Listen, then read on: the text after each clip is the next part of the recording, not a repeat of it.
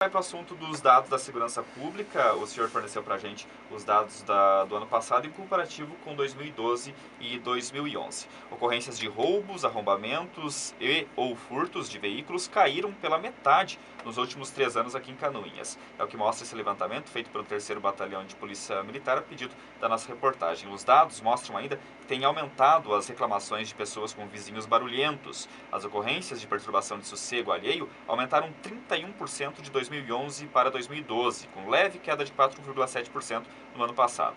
O número de brigas reduziu em 17,8%, se comparando 2012 a 2013. Os furtos consumados sofreram um leve aumento de 8,8%. Os danos e depredações se mantiveram estáveis, média de 100 por ano. Já os furtos à residência tiveram baixa de 17%. Casos de ameaça se mantiveram estáveis, média de 100 por ano, assim como os casos de embriaguez, média de 80 por ano. No ano passado, a Polícia Militar abortou 57 tentativas de furto. Começando por esses dados, Coronel, as perturbações de sossego alheio têm aumentado. Por que será? Primeiramente porque os órgãos de imprensa, e aí eu agradeço, têm sempre aberto espaço para a Polícia Militar para as denúncias. E via de regra as pessoas, né, quando sentem-se incomodadas por vizinhos, às vezes tinham um certo temor de fazer a denúncia, até mesmo para não se incomodar com o vizinho. E nós estamos estimulando quando isso acontece de forma reiterada. Então as pessoas estão sentindo mais liberdade para fazer esse tipo de denúncia. E é importante esclarecer, Ednei, que todos esses dados apresentados por parte da Polícia Militar são os dados que são registrados no nosso Copom, através do sistema EMAP. A pessoa aciona o telefone 190, né? Então esses dados pertencem à Polícia Militar. Eu gostaria de esclarecer que eles não são os dados totais, Sim. porque tem os dados também que são registrados na Polícia Civil. Isso é bastante importante esclarecer. Então, o fato de aumento, principalmente de perturbação do sossego alheio, a gente tem incentivado e motivado. E todos os casos que nós sabemos que reiteradamente está acontecendo, nós temos um atendimento pós-crime, que nós vamos no local e conversamos com as pessoas e produzimos nessas informações e deixamos registrado. Em função disso, principalmente, houve o aumento, né, as pessoas sentiram mais em liberdade de fazer esse tipo de denúncia. Com relação aos furtos, né, um dado que nos chama a atenção, o consumado aumentou um pouco, mas o que reduziu, isso causa uma sensação de segurança maior, o furto em residência. Até mesmo porque eu entendo que algumas pessoas, até atendendo muitas vezes as nossas orientações, estão tomando alguns cuidados que são necessários. Né? Nós vivemos num município relativamente tranquilo, até em função dos dados que nós apresentamos, porém alguns cuidados têm que ser tomados. E me chama a atenção um dado aqui que eu posso citar também, que é furto e arrombamento em veículo. Que quando foram instaladas as câmeras de segurança, você pode ver que houve uma queda vertiginosa de 115 em 2011 para 49 em 2012. O que aconteceu? Em função das câmeras de segurança, a gente ter intensificado as operações, principalmente na área central, esse tipo de crime em 2013 migrou principalmente para os bairros. Né, o Campo da Água Verde, eu até fechava os números ontem, tá?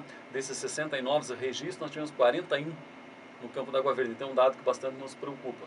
Agora, de maneira geral, esses dados que você apresentou inicialmente, que são crimes de menor potencial ofensivo, né, nós tivemos uma certa redução. Legal. Vamos falar de acidentes agora, Coronel. Canoinhas continua tendo uma média de um acidente com lesões leves a cada 2 dias.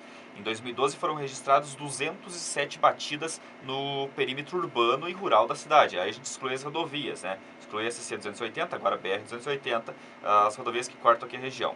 No ano passado foram 202 acidentes. Em 3 desses acidentes houve 3 vítimas fatais. Em 2012, este mesmo número de vítimas fatais se repetiu. Em 2011 foi registrada uma morte em acidente. O nosso trânsito, isso é inevitável, ele está cada vez mais perigoso e cada vez mais movimentado também, né, É Coronel? importante frisar que esses números não são os absolutos em números de acidente. Esse número que nós passamos é acidente com lesões corporais. Aqueles que produzem, digamos assim, um potencial ofensivo de lesão maior, lesão à pessoa. Porque o dano material ainda se conserta o veículo tudo bem. Isso é com lesão corporal. Agora a nossa média anual de acidente, eu não tenho o número absoluto para te passar, mas passa de 800 por ano. O É número, muita coisa, número né? total de acidentes varia entre 2 e 3 acidentes por dia. Por dia. Por dia. Né? A questão de mortes manteve-se, apesar de 2011 ter somente um, 2012, 2013 ter 3 acidentes na área urbana, no perímetro urbano, mas o número de acidentes nos preocupa bastante. E isso tem uma série de fatores que tem que ser relevados. Primeiro, a questão da logística do trânsito, né? A questão da engenharia do trânsito. O número de veículos em circulação aumentou bastante. Então, tem todos esses fatores que contribuem. A formação dos nossos condutores talvez também tenha alguma relação? Muito forte a formação, não crítica, que nem as pessoas que estão nesse processo de formação, mas talvez até pela velocidade, pelo treinamento, pela urgência, né, dessas pessoas estar se habilitando, sempre coloco isso.